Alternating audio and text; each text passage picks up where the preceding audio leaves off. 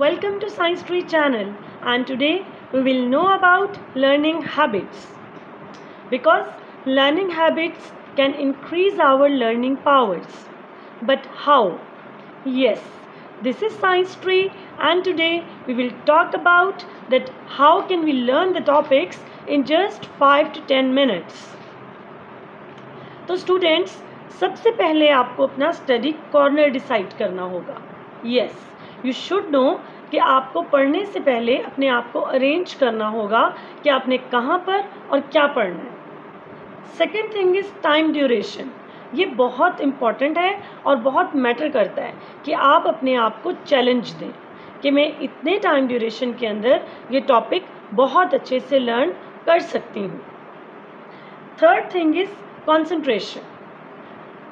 आपका study area silent होना चाहिए और आप दूसरी एक्टिविटीज़ के अंदर इन्वॉल्व खुद को ना करें. इसका क्या फ़ायदा होगा? इसका फ़ायदा ये होगा कि जो काम आपने 1 घंटे में करना है वो आप 5 से 10 मिनट के अंदर कर लेंगे.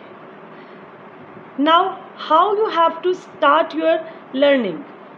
सबसे पहले whatever the topic is, read it loudly. एक दफ़ा उसे ऊंची आवाज़ के साथ रीड आउट करें. वाई? क्योंकि जो बातें हमारे कान सुन लेते हैं वो उन्हें याद रख लेते हैं. ये आपकी ब्रेन की पावर्स हैं जो कि यूटिलाइज होना शुरू हो जाती हैं.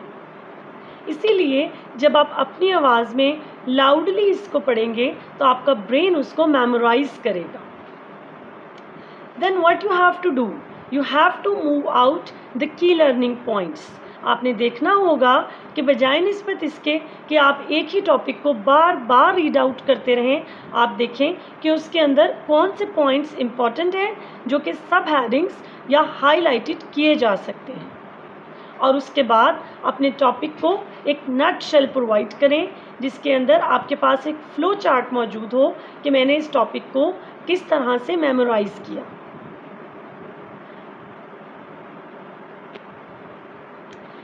यहाँ पर हमारे पास एक टॉपिक है, आर माइक्रो ऑर्गेनिजम्स यूज़फुल. क्या माइक्रो ऑर्गेनिजम्स यूज़फुल हैं? अब मैं चाहती हूँ कि मैं 5 मिनट्स के अंदर इस टॉपिक को अच्छे से मेमोराइज़ कर लूँ. तो मुझे क्या करना होगा? First of all, bacteria and fungi are important decomposers. Now here the word decomposers is a key learning point. यहाँ से मुझे पता चल रहा है कि मैं जिन माइक्रो ऑर्गेनिजम्स की बात कर रही हूँ उनकी सबसे बड़ी खसूसियत ये है कि वो डीकम्पोजर्स हैं. They break down dead and waste matter into simple substances which are nutrients for plants. आपने नोट किया कि अगले तमाम लाइंस में डीकम्पोजर्स को डिफाइन किया गया. So it means that decomposer is a key learning point. मुझे याद रखना होगा कि मेरे टॉपिक में जो फर्स्ट हेडिंग थी, जो फर्स्ट की लर्निंग पॉइंट था, वो डीकम्पोजर था और आगे से पूरा पैराग्राफ मुझे खुद ही याद आ जाएगा. Human beings have also used microorganisms to make products such as food and medicine, as well as use them in manufacturing or industrial processes. अब इस जगह पर मेरे लिए जो चीज़ इम्पॉर्टेंट है वो है micro organisms, food and medicine. इनके दरमियान क्या ताल्लुक़ है? डेफिनेटली माइक्रो ऑर्गेनिजम्स फूड और मेडिसिन में यूज़ होते हैं, but how? By the means of biotechnology. So in this way second paragraph में से मैंने सिर्फ 4 वर्ड्स को हाईलाइट किया है: micro organisms, food, medicine and biotechnology. Biotechnology is the use of organisms, especially microorganisms or biological substances in manufacturing or industrial processes. यहाँ से मुझे पता चला कि तमाम छोटे माइक्रो ऑर्गेनिजम्स को जब वेलफेयर ऑफ मैनकाइंड के लिए यूज़ किया जाता है, it is known as biotechnology. Next thing is that uses, कि बायोटेक्नोलॉजी का यूजेज कहाँ कहाँ पर है.